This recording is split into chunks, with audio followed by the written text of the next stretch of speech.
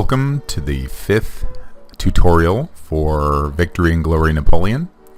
In this tutorial we'll talk about simple battles. These are small battles that are fought when either side has 8 or fewer units in the battle. To demonstrate this, I'm going to take this small army in Milan and march them to attack a larger army in the Tyrol.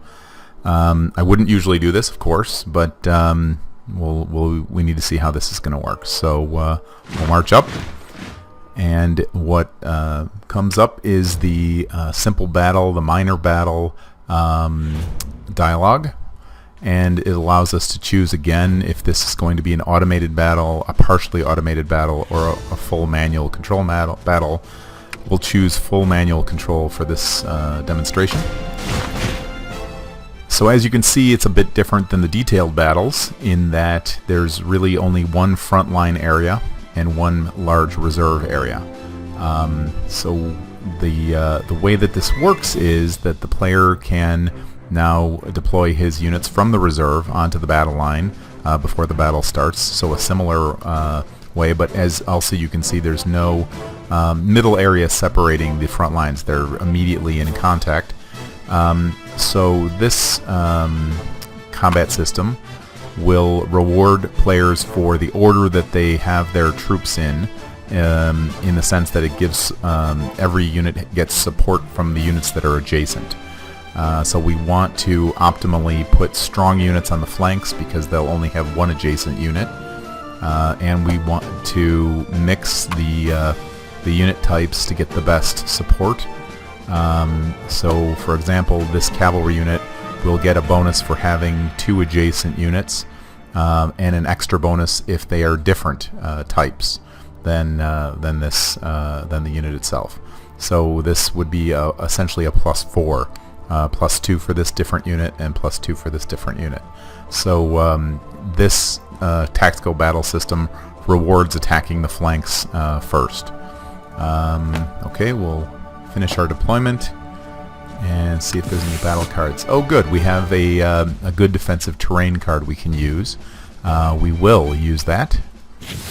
And so this talks about what the effect is, and we can see that there is a woods here, and this woods will give a +2 benefit to the unit that's placed on it. And if it's infantry. So we will actually put our strongest infantry there and anchor our flank and work backwards from what we had done earlier and go with a different combination here, and there we go. There, now we're set for battle, and as you can see, we've got a nice strong anchored flank with this infantry unit getting +2 to its quality rating. Alright, we're ready to fight the battle, and we'll begin. So the AI gets initiative and has a cavalry charge on our artillery that doesn't succeed, which is good news for us. We will start pounding away at his flank, I think. Artillery to soften him up. His infantry counterattacks this infantry and is disordered. Another infantry attack. Alright, we'll try as well. Since he's disrupted and tired, I think actually we will have an infantry attack on him. Let's have our best infantry unit.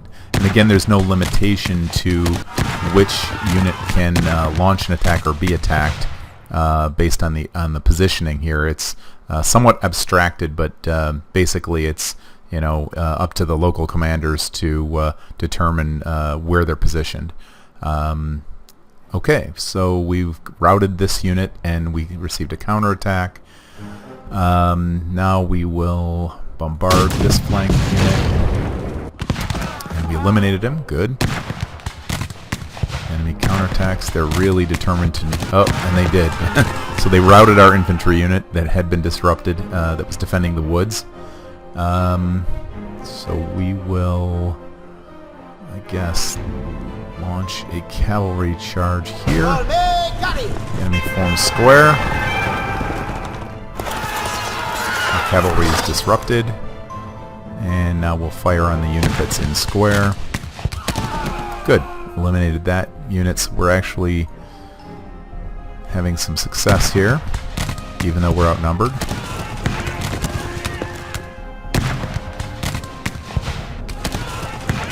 Okay, all units on the line have now finished their attacks.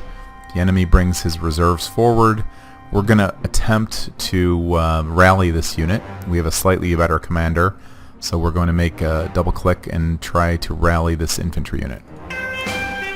And it's successful. The downside is that now our commander for this turn is down from a 5 to a 3, but this does let us redeploy our infantry back onto the line, which is great news.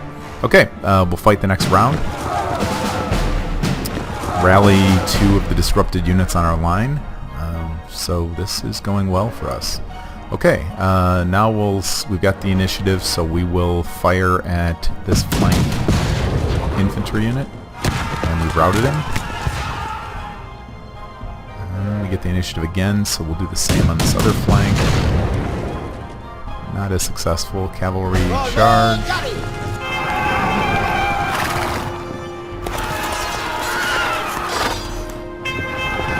They're countercharging our cavalry.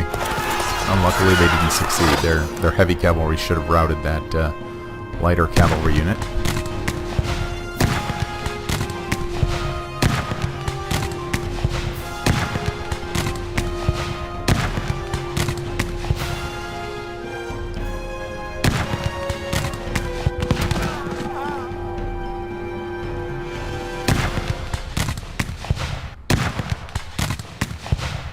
Okay, that's the end of round 2, and the enemy can now retreat after 2 rounds of combat. They choose to retreat since we were inflicting casualties on them, and as you can see, we won the battle with no casualties, and they lost 3 infantry units. So that is a small or minor battle.